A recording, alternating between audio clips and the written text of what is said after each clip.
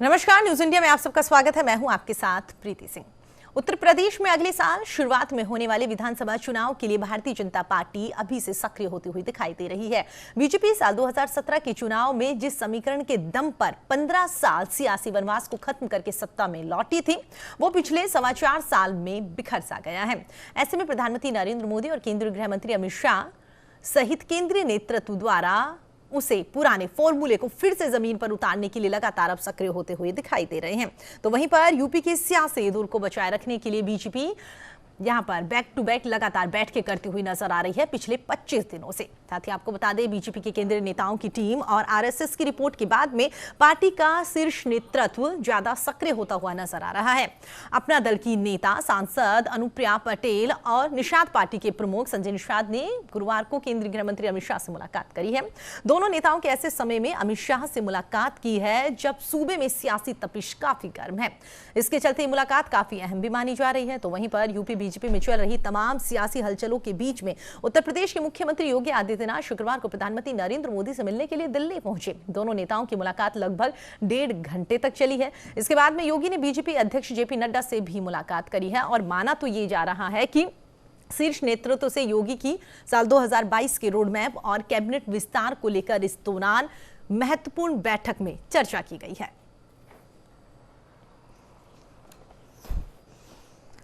तो आपको बता दें, आगामी विधानसभा चुनाव को लेकर भारतीय जनता पार्टी के साथ ही तमाम पार्टियां जो हैं वो धीरे धीरे अभी से तैयारी करती हुई नजर आ रही है। भारतीय जनता पार्टी इस बार काफी सक्रिय नजर आ रही है। जैसा कि कह सकते हैं कि 15 साल के वनवास के बाद एक बार फिर से जब सत्ता में भारतीय जनता पार्टी आई थी, उसके बाद से लगातार कह सकते हैं कि उस दौरान जो समीकरण देखने को मिले थे, उस दौरान जो समीकरण बैठाए गए थे, उनको एक बार फिर से आगामी साल 2000 विधानसभा की चुनाव जो है 22 में, इसको समीकरण को बैठाने के लिए लगातार यहां पर तैयारियां होती हुई नजर आ रही है। आपको बता दें, मुख्यमंत्री योगी आदित्यनाथ जो हैं वो दिल्ली के दौरे पर है। 2 दिवसीय दौरा है उनका, जहां पर तमाम बड़े नेताओं के साथ में उन्होंने मुलाकात करी है। आपको बता दें कि जब वो पहुंचे थे तो उन्होंने अमित शाह से मुलाकात करी, उसके बाद में प्रधानमंत्री नरेंद्र मोदी से मुलाकात करी, साथ ही बीजेपी के राष्ट्रीय अध्यक्ष जेपी नड्डा से मुलाकात करी। यानी कि कह सकते हैं पिछले 15-20 दिनों से जिस तरीके से कहा जा रहा था कि भारतीय जनता पार्टी का आला कमान जो है वो योगी सरकार की नीतियों से, या कह सकते हैं सीएम योगी से काफी नाराज चल रहे थे, या बीच में कुछ अटकलें लगने की जो खबरें निकलकर सामने आ रही थी, उन तमाम खबरों को फिलहाल इस मुलाकात ने विराम लगा दिया है। खुद कह सकते हैं यहाँ पर ट्वीट किया गया है और ट्वीट के दौरान जिस तरीके से तस्वीरें जो निकलकर सामने आई है, उससे ये साफ लगता है कि वाकई आगामी विधानसभा चुनाव को लेकर यहाँ पर भारतीय जनता पार्टी योगी पर एक बार फिर से भरोसा जताती हुई नजर आ रही है और योगी के नेतृत्व में ही आगामी विधानसभा चुनाव यहां पर भारतीय जनता पार्टी जो है वो लड़ती हुई नजर आएगी। कुछ दिनों पहले की अगर हम बात करें तो महामंत्री बीएल संतोष और साथ ही यूपी प्रभारी राधा मोहन वो भी लगातार यूपी दौरे पर रहे थे। उन्होंने भी तमाम लोगों से यहां पर बातचीत करी थी। स्पेशली कह सकते हैं कि ग्रामीण इलाकों की जो लोग हैं, महासचिव जो थे, प्रधान जो थे, उनसे भी यहां पर बातचीत की गई थी और उसके बाद में जानने की कोशिश की गई थी कि जिस तरीके से जो खबरें निकलकर सामने आ रही है कि कोरोना काल में भारतीय जनता पार्टी की ओर से, योगी सरकार की ओर से एक सही मैनेजमेंट यहां पर नहीं किया गया, या कह सकते हैं कि जिस तरीके से पंचायत चुनाव जो हुए थे, पंचायत चुनाव में भारतीय जनता पार्टी जो अपना अच्छा प्रदर्शन नहीं कर पाई, उसके बाद से तमाम विधायकगण, मंत्रीगण जो हैं वो यहां पर सीएम योगी की कार्यनीति से काफी नाराज चल रहे थे। और इसी बात का जब आला कमान को पता चला तो उन्हें लगा अगर यही रीत चलती रही तो आगामी विधानसभा चुनाव में भारतीय जनता पार्टी को कहीं ना कहीं नुकसान उठाना पड़ेगा।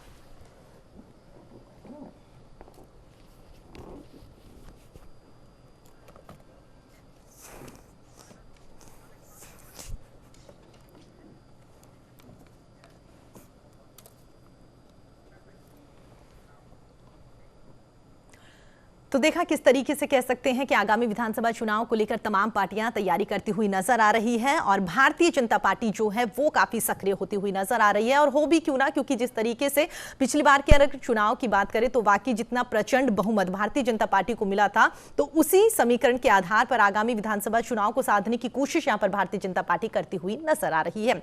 इसी मुद्दे पर बातचीत करेंगे कि किस तरीके से आगामी क्या कुछ रणनीति रहेगी और जिस तरीके से लगातार ये कहा जा रहा है कि वाकई ही आला आला कमान जो है और सीएम योगी जो है उनमें जो कहीं टकराव की स्थिति देखने को मिल रही थी, उसको लेकर आने वाले दिनों में क्या कुछ स्पष्टीकरण आता है, इसी मुद्दे पर बातचीत करेंगे। तमाम मेहमान हमारे साथ जुड़ गए हैं, आप अपनी टीवी स्क्रीन पर भी देख सकते हैं।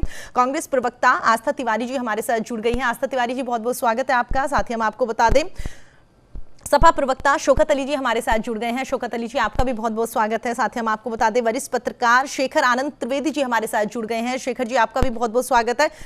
साथ ही हम आपको बता दें, थोड़ी देर में हमारे साथ बीजेपी प्रवक्ता अमित पुरी जी भी हमारे साथ जुड़ेंगे। चर्चा में आगे बढ़ते हैं। शेखर जी, जिस तरीके से कह सकते हैं कि सबसे पहले कि आला कमान को लेकर जो नाराजगी यहाँ पर जताई जा रही थी कि सीएम योगी की ओर से कोरोना काल को देख लें या फिर कह सकते हैं पंचायत चुनाव में, उस बात से काफी मंत्रीगण, काफी विधायक नाराज चल रहे थे। कहा जा रहा था कि 200 के आसपास ऐसे विधायक जो हैं वो सीएम की कार्यप्रणाली को लेकर काफी नाराज चल रहे हैं। और उसके बाद से कह सकते हैं महामंत्री बीएल संतोष और राधा मोहन दोनों की ओर से दौरा किया गया, परिस्थितियां जानने की कोशिश की गई, क्या वाकई ही ऐसी जो अंतर्कलह की खबरें निकलकर सामने आ रही है वो है या नहीं है।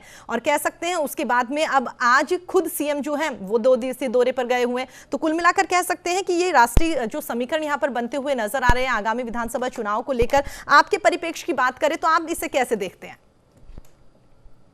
देखिए प्रीति, ऐसा है कि जिस तरीके की उत्तर प्रदेश की सियासत है उसमें हम पत्रकारों को भी बड़ा सोच समझ करके बोलना पड़ता है, क्योंकि कई बार जो फैक्ट्स हमारे सामने होते हैं, जो तथ्य हमारे सामने होते हैं, और खासतौर से सियासत में उसके सबूत तो देखिए रखे नहीं जा सकते हैं, लेकिन भविष्य में वो चीजें जब सामने आती हैं तो उसका जो सच और झूठ है वो सामने आता है जी। तो ये एक समस्या होती है कि जब भी आप फैक्ट के आधार पर या अपनी जानकारियों के आधार पर चीजों को रखते हैं, तो जो अलग अलग पार्टी के नेता होते हैं या जो उनके समर्थक होते हैं वो कई बार नाराज भी होते हैं। अभी जो स्थिति उत्तर प्रदेश में रही है उसको जरा 2-3 हिस्सों में आप समझ लीजिए। एक तो ये रहा है कि पंचायत चुनाव के नतीजों को अगर आप देखें तो पंचायत चुनाव, लोकल बॉडीज का जो इलेक्शन है वो बहुत अलग तरीके से लड़ा जाता है। और उत्तर प्रदेश जैसे राज्य में जहां 1 लाख से ज्यादा गांव हैं, पूरे हिंदुस्तान में 6 लाख और उत्तर प्रदेश में 1 लाख, तो आप समझ लीजिए कि किस तरीके का। और ये त्रिस्तरीय चुनाव, तो ये पॉलिटिक्स बहुत अलग है, इसको एक क्षण के लिए हटा दीजिए। अब आप आइए कि उत्तर प्रदेश की वजह से ही, चाहे वो 2014 हो, चाहे 2019 हो और चाहे 2017 का विधानसभा चुनाव हो, भारतीय जनता पार्टी ने कुछ इस तरीके से गोलबंदी की है कि उसकी काट 3-3 चुनावों में विपक्ष निकाल ही नहीं पाया और प्रयोग उसके सारे हो गए।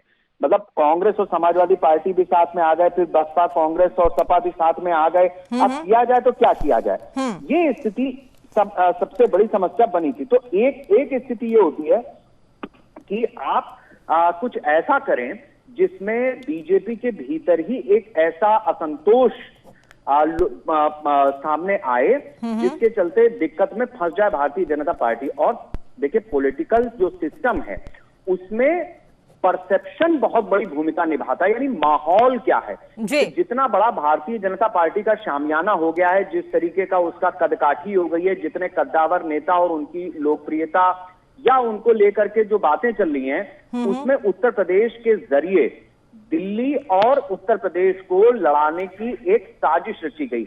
मैं पूरी जिम्मेदारी से कह रहा हूं, अभी कुछ क्षण पहले ही मेरी बात हुई है इस डिबेट में शामिल होने से पहले, मैंने अपने सूत्रों से पता किया है जी। उनका कहना यह है कि जब आज प्रधानमंत्री नरेंद्र मोदी से उत्तर प्रदेश के मुख्यमंत्री योगी आदित्यनाथ मिले हैं, तो कुछ ऐसी चीजें भी सामने आई हैं जिसके बाद ये समझ में आया है कि एक पूरी साजिश रची गई और इसमें मीडिया का भी इस्तेमाल किया गया। और आपको जानकर के ये आश्चर्य होगा कि जब योगी और मोदी की बातचीत चल रही थी, अमित शाह को भी फोन लाइन पर प्रधानमंत्री ने उनसे भी बात करी है कि इस तरीके के, मतलब आप समझ लीजिए कि कितना बड़ा षड्यंत्र सामने आया होगा, जिसमें योगी और मोदी की जब मुलाकात हो रही है तो प्रधानमंत्री कार्यालय से अमित शाह के पास भी फोन जाता है और उसके बाद चीजों को नल एंड वाइट करके और मुख्यमंत्री आगे बढ़ते हैं। बिल्कुल बिल्कुल शेखर जी, आप सही कह रहे हैं। कहीं ना कहीं कह सकते हैं कि बेशक यहाँ पर भारतीय जनता पार्टी इस बात से इनकार करे कि किसी तरह के कोई अंतरकला या कह सकते हैं विधायक मंत्रीगण यहाँ पर नाराज नहीं चल रहे, लेकिन अंदर खाने से कह सकते हैं कि वाकई कुछ हद तक नाराजगी की खबरें थे। उसके बाद ही कह सकते हैं कि चुनाव से पहले इस तरीके से यहाँ पर भारतीय जनता पार्टी के तमाम बड़े नेता जो है वो सक्रिय होते हुए नजर आ रहे हैं। अमित पुरी जी हमारे साथ जुड़ गए हैं, बीजेपी प्रवक्ता। अमित जी बहुत बहुत स्वागत है आपका न्यूज इंडिया पर। नमस्कार जी अमित जी, जिस तरीके से कह सकते हैं कि 2 दिवसीय दौरे पर सीएम योगी आदित्यनाथ गए हुए हैं, उससे पहले की बात करें तो बीएल संतोष जो है वो यहां पर आए थे, राधा मोहन यहां पर आए थे, और कह सकते हैं कि लगातार पिछले 20-25 दिनों से बैठकों का दौर यहां पर चलता हुआ नजर आ रहा है। आपसे जानना चाहेंगे सबसे पहले तो ये जो दौरा है इसके पीछे क्या कुछ राजनीतिक समीकरण दिखाई दे रहे हैं, और दूसरा जो कहा जा रहा है कि बीजेपी में कहीं ना कहीं अंतरकलह की खबरें, उसको लेकर क्या कुछ स्पष्टीकरण। अमित जी, आपने 2 सवाल 2 दिशाओं में अलग अलग किए। एक अंतरकला से संबंधित विषय रखा और दूसरा कहा कि इस दौरे का क्या पॉलिटिकल वो है। जी अरे भाई, देश का प्रधानमंत्री एक राजनीतिक व्यक्ति, प्रदेश का मुख्यमंत्री लोकतंत्र के अंदर निर्वाचित मुख्यमंत्री, प्रधानमंत्री निर्वाचित। अब 2 राजनीतिक लोग अगर मिल रहे हैं संवैधानिक पदों पे बैठने वाले, तो प्रदेश की चिंता और प्रदेश की बातों के साथ साथ अगर मीडिया अपनी विजडम से कोई उसमें पॉलिटिकल स्टोरी तलाशती है, तो मैं एक चीज जरूर कह सकता हूँ कि media has its own wisdom and I never question it. लेकिन हैविंग सेड सो, मैं एक बात और भी कह सकता हूँ कि इसको बाई करना, बोरो करना या बरी करना, ये जितना अधिकार आपका है उतना ही अधिकार मेरा भी जी। जहां तक इस बात का सवाल है कि अंतरकला, तो भारतीय जनता पार्टी में ना अंतर है ना वाय है, कोई कला नहीं है। कला तो तब होती है कि जब कोई कहे कि एक व्यक्ति कुर्सी पे रहे, मैं बनना चाहता हूं। मुझे तो कोई चीफ मिनिस्टीरियल या प्राइम मिनिस्टीरियल एस्पिरेंट बीजेपी के अंदर बाहर से दिख नहीं रहा। तो अब इसको कोई अगर अंताकरा बता रहा है तो उसके पास कोई अंतापुर की स्टोरी रही होगी। ठीक है अमित जी, जिस तरीके से आपने कहा कि वाकई ही यहाँ पर जो अंतरकलह की बातें निकलकर सामने आ रही है, वो कहते हैं ना कि बिना आग के धुआं नहीं उठता, तो कहीं ना कहीं तो इस तरह की सुगबुगाहट निकलकर सामने आ रही है। मीडिया के पास भी तभी इस तरह की खबरें निकलकर आती है, तभी मीडिया इस तरह की खबरें चलाता है। और जिस तरीके से आपने ये कहा कि प्रधानमंत्री नरेंद्र मोदी से मिलना, इसके पीछे क्या कुछ राजनीतिक समीकरण यहाँ पर आ सकते हैं। तो इतने दिनों से प्रधानमंत्री नरेंद्र मोदी से मुलाकात नहीं की गई, जैसे ही कह सकते हैं कि पंचायत चुनाव खत्म हुए, उसके बाद में लगातार वहां पर तमाम बड़े नेताओं का यूपी में दौरा हुआ है, उसके बाद में ही कह सकते हैं कि ये मुलाकात की गई है, तब कहीं जाकर ये सवाल उठ रहा है कि कुछ ना कुछ तो इसके पीछे राजनीतिक समीकरण यहाँ पर निकलकर सामने आ रहे हैं। जी, आपने कहा, मैं अपेक्षा करूंगा कि मुझे उत्तर देने का उत्तर दे। बहुत लंबा नहीं, 2-3 पंक्तियों में मैं समारोपित कर देता हूँ। आपने कहा कहीं आग रही होगी तब धुआं रहा होगा। अब कहाँ आग जली थी अभी तक तो यही नहीं दिख रहा है। कौन आगामी विधानसभा चुनाव से पहले या बाद में आपको पता चल जाएगा अमित जी। नहीं, आपने प्रश्न किया, मुझे अब उत्तर देने दे जी, फिर उसके बाद प्रश्न करेंगे, मैं फिर उत्तर दूंगा। मैं उसके लिए ही आपके कार्यक्रम को ज्वाइन किया है। बिल्कुल बिल्कुल, और मैं उम्मीद करूंगी कि आप ज्यादा वक्त नहीं लेंगे क्योंकि मेहमान और भी हमारे साथ जुड़े हुए हैं अमित जी। हाँ, बिल्कुल बिल्कुल, आप जितना कहें उतना ही समय है। कोई तो भारतीय जनता पार्टी में ना कोई आग है ना कोई धुआं है। हाँ, प्रधानमंत्री के साथ आप करें पंचायत चुनाव के बाद एन नंबर ऑफ टाइम्स आप कहते रहे कि प्रधानमंत्री मुख्यमंत्री के बीच में संवाद होता रहा, वर्चुअल संवाद होता रहा। कोरोना की परिस्थितियों के चलते जब मूवमेंट नहीं था तो ऑन बोर्ड प्रधानमंत्री खाली उत्तर प्रदेश के मुख्यमंत्री को ही नहीं, ऑन बोर्ड इस देश के तमाम संघीय ढांचे के मुख्यमंत्रियों को, वह चाहे भारतीय जनता पार्टी के राजनीतिक दल से संबंधित हो या किसी अन्य राजनीतिक दल से, प्रधानमंत्री ऑन बोर्ड सबको लेकर के डिस्कशन करते रहे, डेलिब्रेशन करते रहे। ठीक है अमित जी, आप बेशक कितना इस बात से इनकार कर ले, लेकिन आपको खुद पता है कि कोरोना काल में किस तरीके से भारतीय जनता पार्टी के खुद मंत्रीगण जो है उन्होंने यहाँ पर कार्यशैली पर सवाल उठाए थे। खुद तमाम विधायक है जो इस बात से नाराज थे कि कहीं ना कहीं मैनेजमेंट सही तरीके से नहीं किया गया, जिसकी वजह से तमाम लोगों की जान यहाँ पर जाती हुई नजर आ रही है। बिल्कुल सर, मैं दोबारा आपका रुख करूंगी। देखिए प्रीति जी, भारतीय जनता पार्टी के हालात कुछ इस तरह है, एक पत्नी जानती है कि उसका पति नकारा है, लेकिन मजबूरी भी ऐसी है कि अगर मायके वाले आए हुए हैं और उनके सामने तारीफ ना की जाए तो मुझे लगेगा अपने ही घर की बदनामी होगी। अमित पुरी साहब जानते हैं, अगर ऑन एयर ना होते और आप उनसे पूछते कि बीजेपी में क्या हालात है तो आपको बता देते। आपको बता दें प्रीति जी, लखनऊ से दिल्ली की परिक्रमा है यूं ही नहीं हो रही है। ये परिक्रमा दिल्ली से लखनऊ तक चालू हो गई और लगातार चालू है और लगातार आवागमन चालू है। ये परिक्रमा इसलिए चालू हुई कि यूपी में चुनाव आने वाले हैं और पंचायत चुनाव का रिजल्ट आप सबने देखा है। बिल्कुल, ये परिक्रमा इसलिए चालू हुई। और अब कहा जाता है कि नहीं साहब, वो तो रिजल्ट पेश करने गए हैं, डाटा पेश करने गए हैं। भारतीय जनता पार्टी के तमाम साथियों से हमने बात की, हमने पूछा कि आपके लोग बड़ा आजकल दिल्ली की परिक्रमा कर रहे हैं, तो उन्होंने कहा कि नहीं, जो हम लोगों ने उत्तर प्रदेश में काम किया है उसका डाटा दिखाने गए हैं वहां पे आदरणीय योगी जी। तो हमने कहा महाराज, अरे डाटा उत्तर प्रदेश की जनता को दिखाना है, ना कि दिल्ली के केंद्रीय नेतृत्व को दिखाना है, क्योंकि काम तो आपने उत्तर प्रदेश की जनता के लिए किया है ना, या कि दिल्ली की सरकार के लिए किया कि महाराज हमने देखिए बहुत अच्छा काम किया, आप हमको दोबारा जो है मुख्यमंत्री बना दीजिएगा, इसलिए काम किया है क्या? उत्तर प्रदेश की जनता के लिए आपने काम किया है। तो उत्तर प्रदेश की जनता को बताइए महाराज कि आपने क्या काम किया है। अब देखिए परिक्रमा होना जायज है, ये कहते हैं कि इस परिक्रमा का कोई मतलब नहीं, ये तो मिलने गए संवैधानिक लोग, अमित पुरी साहब कह रहे हैं संवैधानिक लोग हैं, दो लोग मिल रहे हैं, क्या जो इस पे चर्चा होने की जरूरत है? चर्चा क्यों ना हो महाराज।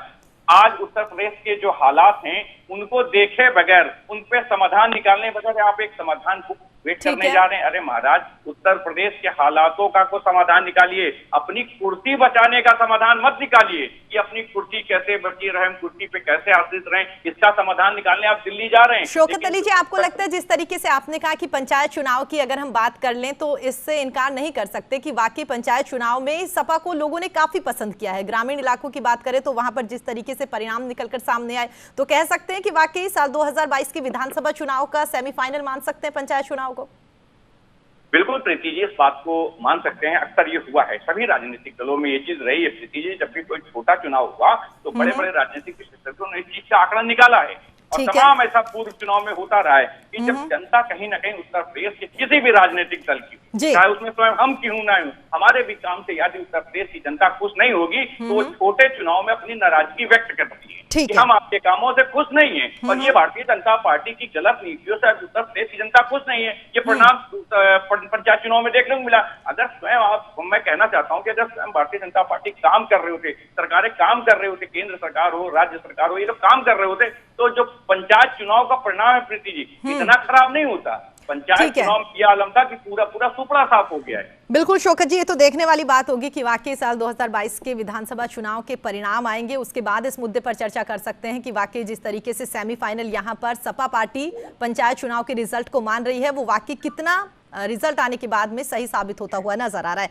आस्था तिवारी जी, जिस तरीके से तमाम लोगों को आपने यहाँ पर सुना है, कह सकते हैं शौकत अली जी जो है वो सेमीफाइनल मान के बैठे पंचायत चुनाव को लेकर उस बात से काफी उत्साहित भी है और कह सकते हैं कि अभी से तैयारियां यहाँ पर होती हुई नजर आ रही है। भारतीय जनता पार्टी का पूरा घटनाक्रम आपके सामने है। कांग्रेस कहाँ स्टैंड कर रही है, कांग्रेस का क्या स्टैंड है फिलहाल आगामी विधानसभा चुनाव को लेकर? बहुत साफ है कि हम अभी से जनता की सेवा करने का काम कर रहे हैं, चाहे भारतीय जनता पार्टी रही हो या समाजवादी पार्टी भी। जितना कांग्रेस ने इस प्रदेश की जनता के लिए काम किया है या इवन देश की जनता के लिए हमारे भारतीय युवा कांग्रेस ने, उत्तर प्रदेश कांग्रेस कमेटी ने काम किया है, लोगों तक मदद पहुंचाने का कार्य किया है, वो किसी और दल ने नहीं किया है और हम इसी चीज को लेकर के जाएंगे। सरकार के बहुत सारे फेलियर्स हैं जिनको हमारी उम्मीद है कि हम जनता तक पहुंचाने का काम करेंगे। आज भी आपने देखा होगा कि पेट्रोल डीजल के प्राइसेस को लेकर के हमने देशव्यापी आंदोलन किया है जी। और लगातार पेट्रोल डीजल के प्राइसेस में जब से भारतीय जनता पार्टी बंगाल इलेक्शन हारी है तब से 21 बार लगभग बढ़ोतरी हो चुकी है पेट्रोल डीजल के दामों में। यहाँ तक ये हुआ है कि 100 रुपए पार कर गया पेट्रोल। तो आपने ये सब चीजें देखी हैं, तो इन्हीं सब चीजों को सरकार की विफलताओं तो कह सकते हैं कि दिखाने सरकार की विफलता को दिखाकर यहाँ पे आगामी विधानसभा चुनाव लड़ती हुई नजर आएगी कांग्रेस पार्टी। जी बिल्कुल, सरकार की विफलताओं को दिखाने का काम हम करेंगे। अभी हमारे भारतीय जनता पार्टी के प्रवक्ता कह रहे थे कि आग नहीं है और धुआं भी नहीं है, तो मैं उस बात का जवाब जरूर देना चाहूंगी क्योंकि आग भी है और धुआं भी है। और अगर ऐसा नहीं होता, इनके यहाँ अंतर्कलह नहीं होती, तो भारतीय जनता पार्टी के ट्विटर हैंडल से उत्तर प्रदेश के मोदी जी का चेहरा गायब नहीं हो जाता जी। योगी जी बहुत अच्छे से जानते हैं कि कोरोना काल में जो दशा हुई है वो तो हम सभी ने देखी है। इसके पहले भी इन्होंने जितने वादे किए, चाहे महिला अपराध को कम करना हो, महिलाओं के प्रति अपराध को कम करना रहा हो, चाहे फिर ओवरऑल अपराध की बात की जाए, कोई अपराधी नहीं भागा प्रदेश से, चाहे रोजगार देने की बात हो, भ्रष्टाचार कम करने की बात हो, पीडब्ल्यूडी डिपार्टमेंट, शिक्षक भर्ती घोटाला, मतलब ठीक है, कुल मिलाकर आप ये कह रही है कि 5 सालों में भारतीय जनता पार्टी की ओर से ना तो कुछ धरातल पर काम किया गया है और आपसे अंतर्कलह भी निकलकर सामने आ रही है। शेखर जी आपके पास आऊंगी, उससे पहले अमित जी आप जवाब दीजिए। देखिए, मैंने अभी कांग्रेस के प्रतिनिधि को भी सुना और शौकत अली जी जो समाजवादी पार्टी का प्रतिनिधित्व कर रहे थे उनको भी सुना। 3-4 छोटे छोटे वाक्यों में बता देता हूँ। पंचायत का चुनाव के भारतीय जनता पार्टी ने अधिकृत रूप से लड़ा। जो परीक्षा में बैठे ही नहीं वो कह रहे हैं कि ये फर्स्ट डिवीजन वाले खाने में हमारा नाम खोज लेगा भैया, क्योंकि हम एग्जाम देना चाहते थे, कह नहीं पाए, एग्जाम के पहले फॉर्म नहीं भरा था। न समाजवादी पार्टी, न कांग्रेस, न बसपा, इनमें किसी में इतना नैतिक साहस नहीं था कि चुनाव के पहले ये कहते कि हम चुनाव में अधिकृत रूप से कांग्रेस पार्टी, बसपा और सपा के रूप में चुनाव लड़ रहे हैं। अब परिणाम के बाद बता रहे हैं कि नहीं, हम फर्स्ट डिवीजन वाले खाने में देखिए। नंबर 1। नंबर 2, समाजवादी पार्टी की पीड़ा मुझे इसलिए भी समझ में आती है कि 1 जनवरी को साल की शुरुआत में ही जनेश्वर मिश्रा पार्क में जो पार्टी अपने उस समय के राष्ट्रीय अध्यक्ष और पार्टी के संस्थापक मुलायम सिंह जी को हटा चुकी हो, उसे मालूम है कि पार्टियां कैसे चलाई जाती है। उसी नपने से वो दूसरे दल को भी देखती हैं। कांग्रेस को धुआं भी लग रहा था और आग भी लग रही थी। बिल्कुल सही है कांग्रेस का नजरिया। जाकी रही भावना जैसी, प्रभु मुहूर्त देखी तिन तैसी। जब 23 नेता कांग्रेस के बड़े सोनिया जी के नेतृत्व को चुनौती देते हो और जितिन प्रसाद और ज्योतिरादित्य पार्टी छोड़ देते हो, तो कांग्रेस की में तो धुआं भी है और आग भी है।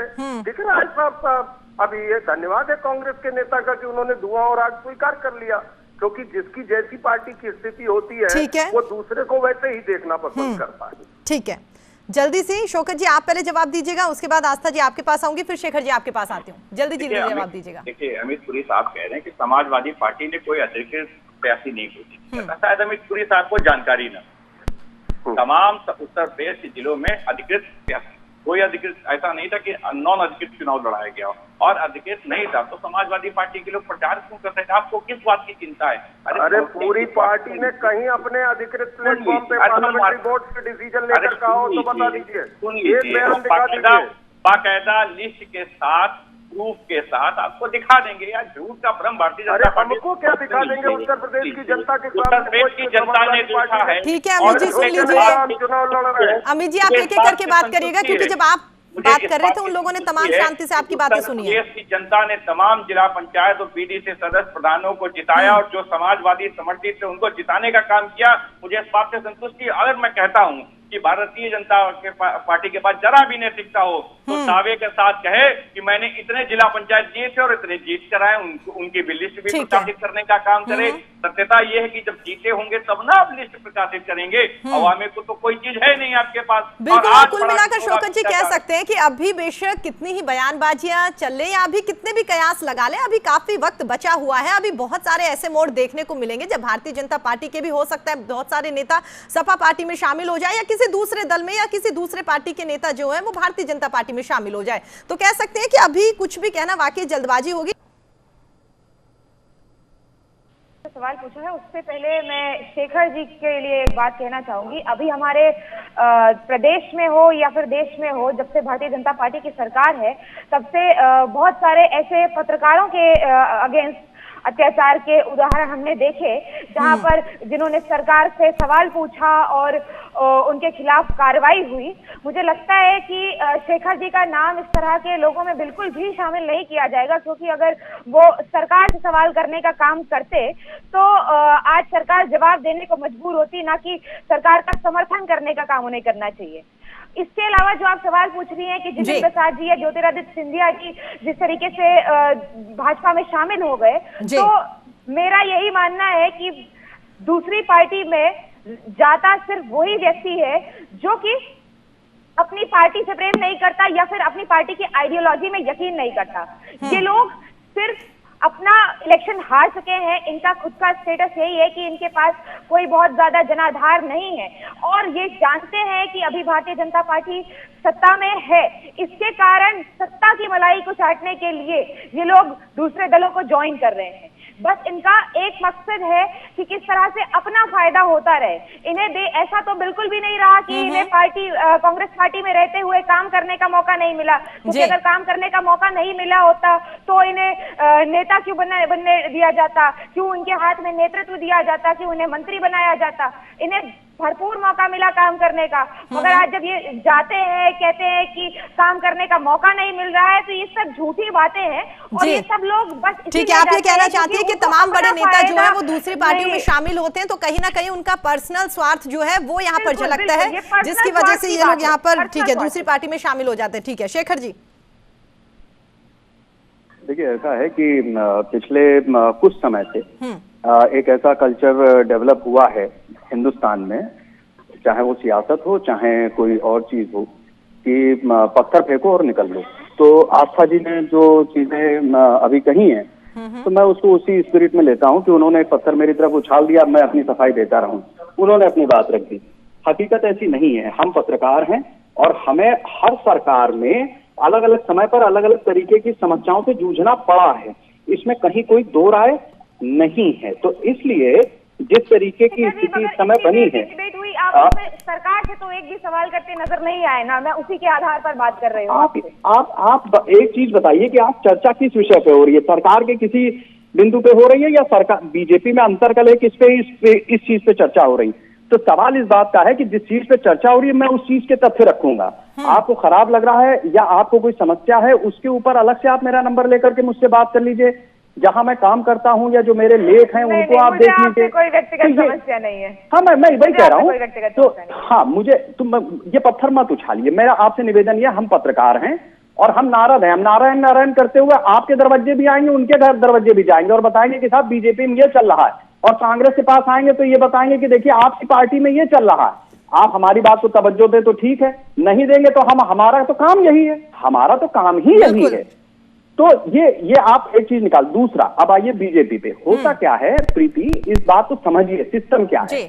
सिस्टम ये है कि बीजेपी हो या कांग्रेस हो या सपा हो, बसपा, कोई भी पॉलिटिकल पार्टी होती है, उसका अपना एक सिस्टम होता है जिसके तहत उसकी सरकार काम करती है। बिल्कुल। बीते वर्षों में जब बीजेपी की सरकार नहीं रही है उत्तर प्रदेश में, या जिन राज्यों में नहीं है दूसरी पार्टियों की सरकार, वहां पर क्या होता है कि उनके जो लोकल लीडर्स होते हैं, जो विधायक होते हैं, सांसद होते हैं, लोग उनके पास जाते हैं, अपने काम बताते हैं और उसके बाद अधिकारियों के पास जाकर के उन कामों की बाकायदा पैरवी होती है। ये एक सिस्टम है।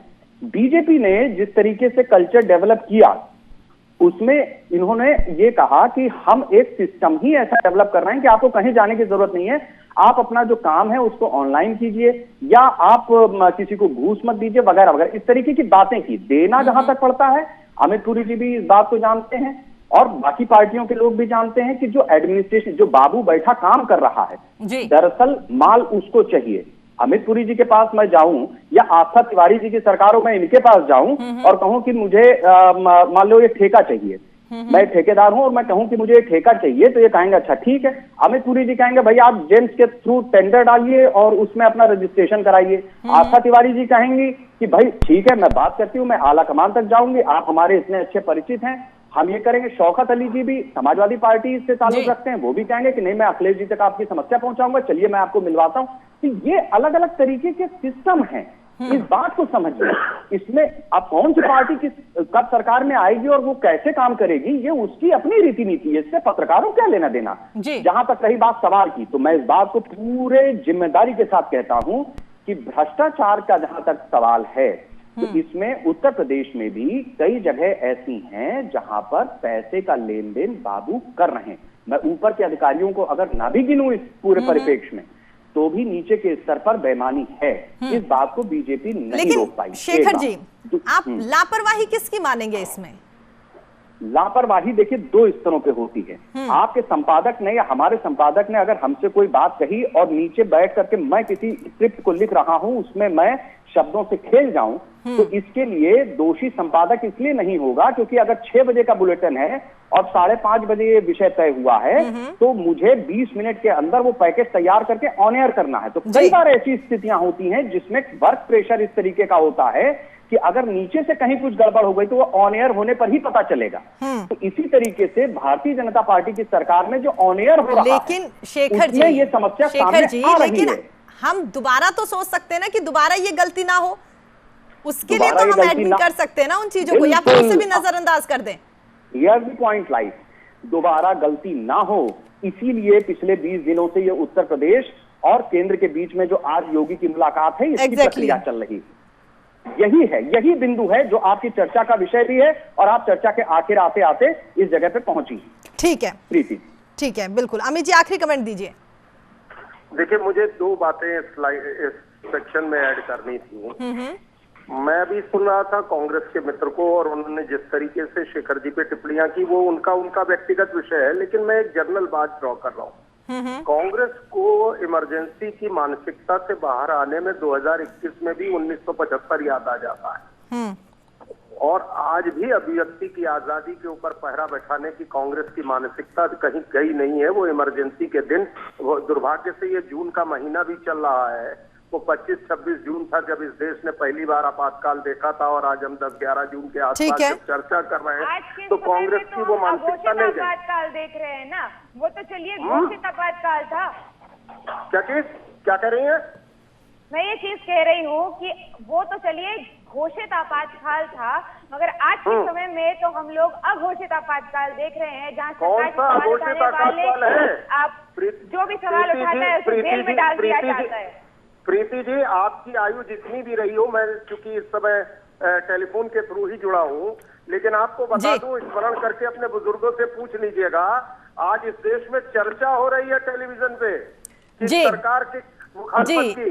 अमित जी, आस्था नाम है उनका, कांग्रेस से जो प्रवक्ता हमारे साथ जुड़े हुए हैं। जो विद्याचरण शुक्ला ने कहा, पूरा देश वही बजाता था, और अखबारों के अग्रलेख काले पन्ने करके। ठीक है अमित जी, इतना वक्त नहीं, आप अपनी बात जल्दी पूरी करिएगा। जरा समझ लीजिएगा कि इमरजेंसी का ताप क्या रहा है। जिन्होंने इमरजेंसी का ताप झेला है वो जानते हैं कि इमरजेंसी क्या होती है। 70 साल में क्या हुआ, सिर्फ उस पर आपका ध्यान मैं 70 साल मैंने आपको कायदे से ये करना चाहिए कि 60 साल के जो आपके फेलियर से आप उस पर चर्चा करिए। मुझे 70 साल देखिए आस्था जी, 70 साल में क्या काम किया गया वो भी जनता ने देखा है, और पिछले 70 साल के बाद से जिस तरीके से लगातार देश चलता हुआ नजर आ रहा है वो भी यहाँ पर जनता देख रही है, और आगामी विधानसभा चुनाव को लेकर जिस तरीके से हम डिस्कस कर रहे हैं वो भी जनता देख रही है, और उसी हिसाब से जनता आने वाले चुनाव में यहाँ पर परिणाम भी दिखाएगी। ठीक है अमित जी, इतना वक्त नहीं है, वरना आपको मैं चर्चा में और भी आगे बढ़ने का वक्त देती। ठीक है शौकत अली जी, आखिरी कमेंट दीजिए।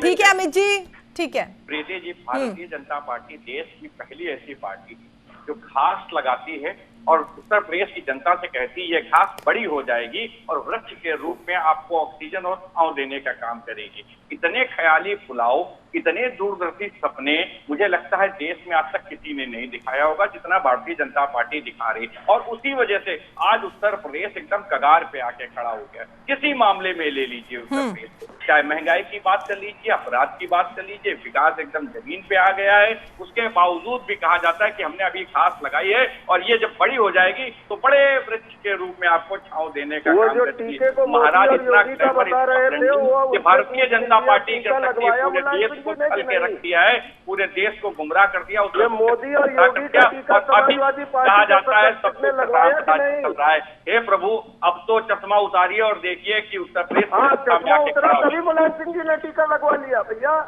अखिलेश का कहना नहीं माना।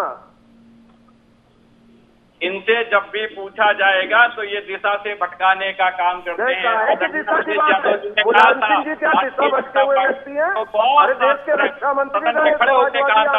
ठीक है बिल्कुल अमित जी, शौकत जी, इतना वक्त नहीं है, वरना आप दोनों को एक दूसरे पर आरोप प्रत्यारोप लगाने के लिए और भी वक्त मैं यहाँ पर देती। ठीक है आस्था जी के पास चलेंगे। आस्था जी, आखिरी कमेंट। समाजवादी पार्टियों ने ठीक है अमित जी। देखिए, जिस तरीके से मैं कहना चाहती हूँ 2017 के चुनाव में देश के प्रधानमंत्री को मेरे अपने समझने के हिसाब से ये शोभा नहीं देता, मगर ये एक नारा निकला था कि शमशान चाहिए या कब्रिस्तान। ठीक, और आज कोरोना के समय में देश को सच में शमशान और कब्रिस्तान में ही तब्दील कर दिया गया। लाखों लोगों की जान चली गई। निजी मत हो सकता है, इसे भारतीय जनता पार्टी स्वीकार नहीं करती। मैं अपनी बात रख रही हूँ, मैं आपको नहीं कह रही हूँ, मैं अपनी बात रख रही हूँ। देश को शमशान और कब्रिस्तान ठीक है अमित जी, उन्हें अपनी बात रखने दीजिए। अमित जी मुझे मेरी बात वैज्ञानिकों ने डेवलप की, ये शमशान और कब्रिस्तान में ले जाने की कहानी है। पल्स पोलियो के लिए हम 70 साल से अमित जी, तमाम लोग आपको सुन रहे हैं और यूपी में जो कामकाज आपकी ओर से किए गए हैं वो भी जनता देख रही है, तो डर तो किसी बात का है ही नहीं ना। जिस पार्टी की विचारधारा जो रही है, जिस पार्टी ने जैसा कामकाज किया, आगामी विधानसभा चुनाव में पता चली जाएगा। ठीक है अमित जी, आस्था जी को बोलने दीजिए। अमित जी, मुझे आपकी आवाज बंद करवानी पड़ेगी अगर आप इसी तरीके से बोलना रहेंगे। ठीक है अमित जी की आवाज नीचे कर दीजिएगा। शौकत जी आप, ठीक है आस्था जी आप अपनी बात रखिएगा, इतना वक्त नहीं वरना चर्चा को आगे बढ़ाते। आप अपना आखिरी कमेंट दीजिएगा। मैं बस यही कह रही हूँ कि जिस तरह से उन्होंने कहा था इस बात को, और आज जो देश की स्थिति हो गई है, ये उन्हीं लोग वो अपने करने पर बड़ा यकीन करते हैं और उन लोगों ने वही चीज को फॉलो करने की कोशिश करी है। ठीक है, और जिस तरीके से योगी जी लखनऊ से दिल्ली और दिल्ली से लखनऊ चक्कर लगा रहे हैं, ये मुझे समझ में आता है कि ये सिर्फ एक इमेज मैनेजमेंट के लिए हो रहा है, क्योंकि उनको भी पता है कि उन्होंने जिस तरीके से गवर्नमेंट के फेलियर्स हैं उनके, चाहे कोई भी वादा रहा हो उनका, और चाहे कोरोना काल में जिस तरह से गंगा में लाशें बहती देखी गई, या वैक्सीनेशन में लोगों को समस्याएं देखी गई, या फिर अस्पतालों के बाहर लोग मरते देखे गए, उस तरीके से उनका पूरा फेलियर सरकार जनता के सामने आ चुका है और उसी को मैनेज करने के लिए बस ये एक प्रोपेगेंडा चलाने की कोशिश ठीक है आस्था जी, हम लखनऊ जा रहे हैं बस, और कुछ नहीं है। ठीक है अमित जी, मैं आपको 2 मिनट दे रही हूँ, जो भी बातें आपको कहनी है आप कह दीजिए। मुझे केवल 2 बातें कहनी है कि जो समाजवादी पार्टी आज बड़ा ढोल पीट रही है, इनके संरक्षक मुलायम सिंह जी ने जाकर वैक्सीन लगवा ली। सर ये तो टॉपिक ही नहीं था अमित जी, इस टॉपिक पे तो बात ही नहीं कर रहे थे, बात कर रहे थे आगामी विधानसभा चुनाव को लेकर। अगर शौकत जी कह रहे हैं कि बाकी आप मुद्दे से भटकते हो तो इसमें गलत क्या है? चुनाव ही जीवन नहीं है जी, देश के नागरिकों की रक्षा, वो तो अभी पता चल जाएगा जिस तरीके से तैयारियां की जाएगी, जिस तरीके से लोक लुभावने वादे या जनता के साथ किए जाएंगे, तब सबके सामने पता चल जाएगा। बाकी चुनाव ही सब कुछ है। समाजवादी पार्टी की मोदी और योगी ठीक है, वैक्सीन नहीं लगवाएंगे। ठीक है अमित जी, ठीक है। शेखर जी आखिरी कमेंट दीजिए। ठीक है अमित जी, आप मुद्दे की बात ही नहीं कर रहे। ठीक है शेखर जी आखिरी कमेंट। करे न करे, वैक्सीन एक मुद्दा है इस देश का, बड़ा मुद्दा है, कोई बात करे। शेखर जी मेरी आवाज सुन पा रहे हैं आप? हाँ जी जी, आप अपना आखिरी कमेंट दीजिए सर, टाइम नहीं है इतना। देखिए मेरे इतना ही है कि जो आप चर्चा का विषय था कि बीजेपी में सब कुछ सही है या नहीं है। एग्जैक्टली कोई भी इतनी बड़ी पार्टी होती है जिसकी केंद्र में सरकार है, और उत्तर प्रदेश में जिस पार्टी की सरकार है, जिस तरीके के इनके पास बहुमत है, जिस तरीके का कैडर है, और जिस तरीके से राष्ट्रीय स्वयंसेवक संघ भी यहाँ पर सक्रिय रहता है, उसमें इतना आसान नहीं है कि सब चीजों को ऐसे ही चले जाने दिया जाए। भारतीय जनता पार्टी हो, सपा हो या बसपा हो, सबको ये पता है कि दिल्ली का रास्ता उत्तर प्रदेश से होकर जाता है। बिल्कुल बिल्कुल। बीजेपी के सामने डिफेंडिंग चैंपियन होने की चुनौती है, यानी उसे अपनी सरकार 2022 में बचानी है। अखिलेश और मायावती या कांग्रेस के सामने ये चुनौती है कि उन्हें सत्ता में वापसी करनी है। प्रयोग बहुत सारे हो चुके हैं, अब सवाल इस बात का है कि कौन इस मैदान को मारेगा। सारी लड़ाई इसी बात को लेकर के है। इसमें बीजेपी का धुआं निकल रहा है, या सपा में आग लगी है, या कांग्रेस बहुत अच्छा प्रदर्शन करने जा रही है, या बसपा कहां गई, ये सारे सवाल अगले 6-8 महीने तक तैरते रहेंगे। हकीकत यह है कि मार्च के महीने में जिस समय नतीजे आएंगे, आपको समझ में आ जाएगा कि आग कहां लगी, धुआं कहां से निकला, पानी कहां बरसा, और जनता ने कौन सा फल खाए। और शेखर जी वही बात है ना कि अभी कुछ भी कहना जल्दबाजी होगी, क्योंकि जिस तरीके से अभी कह सकते हैं कि कुछ महीनों का वक्त बचा हुआ है, तो तमाम ऐसे समीकरण देखने को मिलेंगे, तमाम ऐसे दल बदल की स्थितियां यहां पर देखने को मिलेगी, और ऐसे बहुत सारे मुद्दे मिलेंगे जिस पर दिन रात चर्चा हम कर सकते हैं। तो अभी वाकई कुछ भी कहना जल्दबाजी होगी। आप तमाम लोग हमारे साथ जुड़े, अपना कीमती टाइम आप लोगों ने हमारे लिए निकाला, उसके लिए आप सभी का बहुत बहुत धन्यवाद। तो आपने देखा किस तरीके से लगातार कह सकते हैं कि आगामी विधानसभा चुनाव को लेकर तमाम पार्टियां यहां पर तैयारी करती हुई नजर आ रही है। भारतीय जनता पार्टी में जिस तरह की अंतर्कलह की खबरें चल रही थी, तो अमित पुरी जी ने साफ मना कर दिया कि किसी तरह की कोई अंतर्कलह की खबरें नहीं है, बल्कि ये जो मुलाकात का सिलसिला चल रहा है, बैठकों का सिलसिला चल रहा है, ये सिर्फ और सिर्फ आगामी विधानसभा चुनाव की तैयारियां जो है उसके लिए यहां पर कह सकते हैं कि एक जमीन तैयार करने की कोशिश की जा रही है। फिलहाल इतना ही। देश और दुनिया की तमाम खबरों के लिए आप देखते रहिए न्यूज़ इंडिया। नमस्कार।